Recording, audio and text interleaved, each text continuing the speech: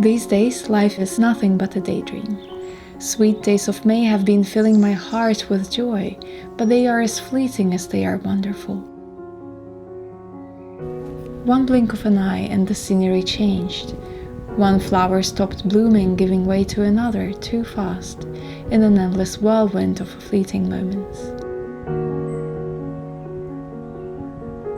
I try to chase after them, only to realize that the more I chase, the less I experience. I go into the woods or to a field near the village, lay on the grass or touch a mossy tree, inhaling the remains of spring air and imprinting every bit of it in my memory. I can't help it but be overly romantic, or perhaps overly dramatic at these times. I suddenly become too aware of how impermanent, how cyclical life is, and how I won't see this same sight for another year.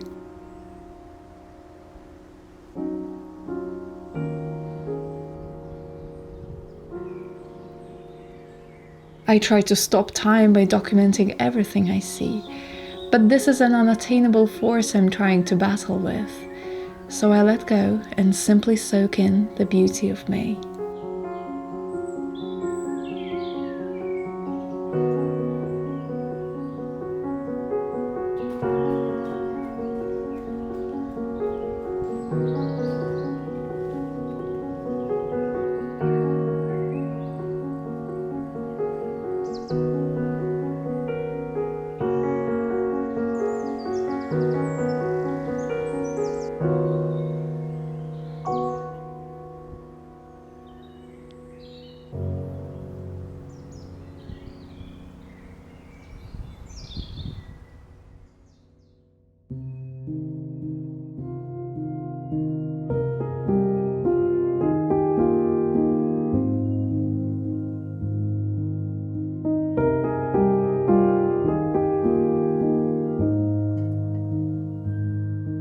As wonderful as this month was, life isn't always as easy as it seems when I show you only the beautiful things carefully crafted with my camera.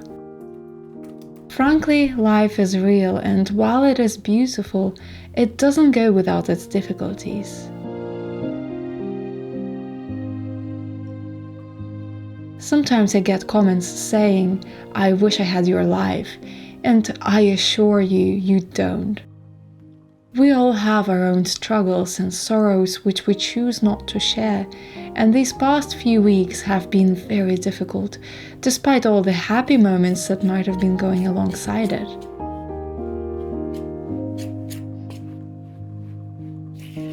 I share a lot on social media, but I am also very private and choose to keep a lot off camera and a lot unsaid even to the closest ones.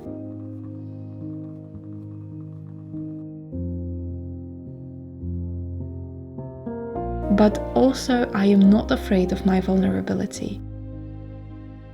I am indeed often sad, sometimes unbearably so.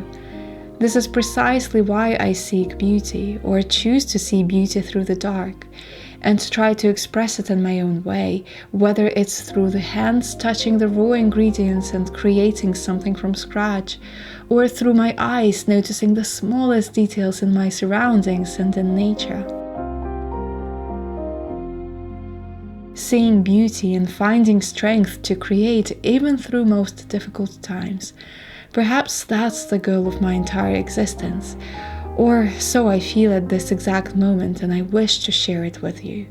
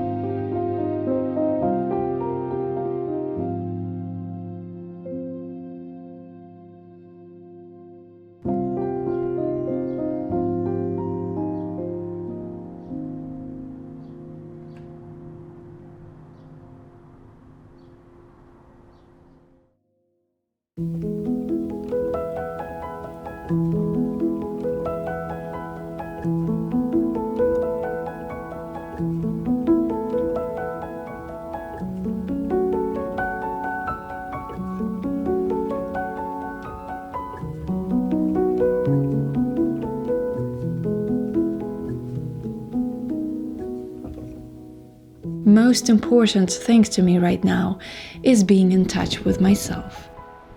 Noticing how I am actually feeling, paying attention to my emotions and recognizing the root source of them. At times like this, all I can do is give in to them and find ways to heal.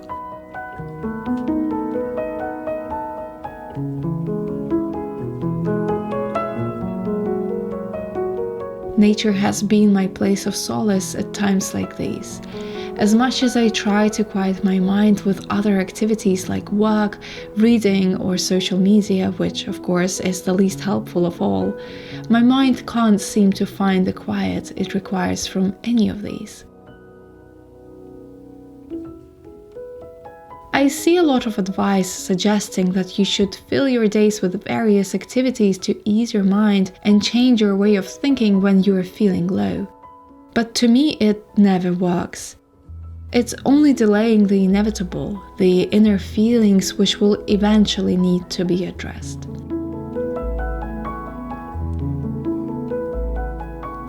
Perhaps we are all just so very different and have to figure out our own ways how to navigate through life when it gets tough. To me, nothing helps but nature. Focusing on nature's sounds, the birdsong, the rustle of leaves in the wind, the green and pink and white all mixed in one wonderful harmony this time of the year.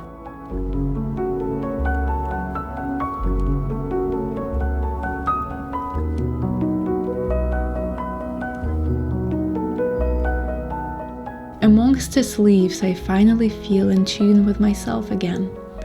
How strange, nature never seems to give any advice, yet somehow I learn the most from it.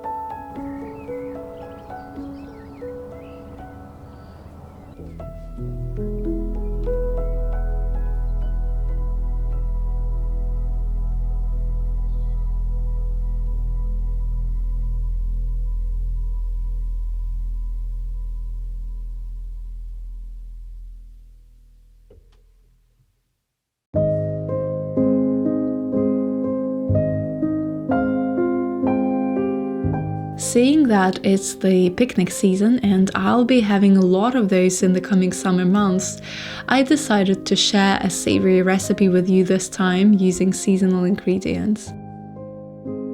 Well, okay, who am I kidding? I will share a sweet version too, because otherwise my sweet tooth would not be satisfied.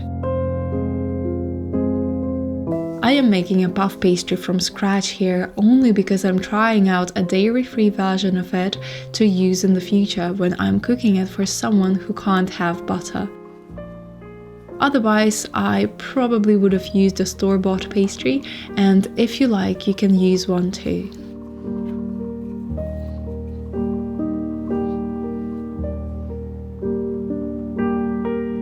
But there is just something about working with flour and dough that makes me feel so grounded and calm.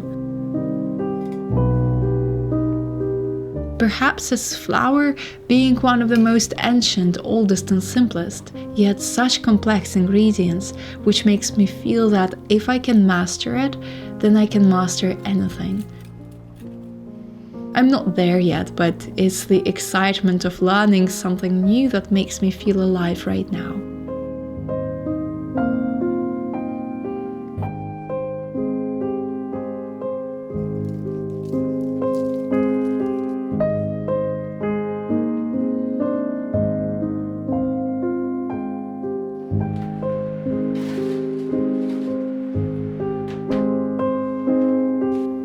to the end of the video here, I realized that there is nothing quite concrete that I wanted to share today, but rather some ramblings and thoughts which I needed to express somehow. With this, I simply hope to provide a space of solace for anyone who needs it. A place to escape, or a place to find yourself, or a place to simply be for a few minutes in a busy day.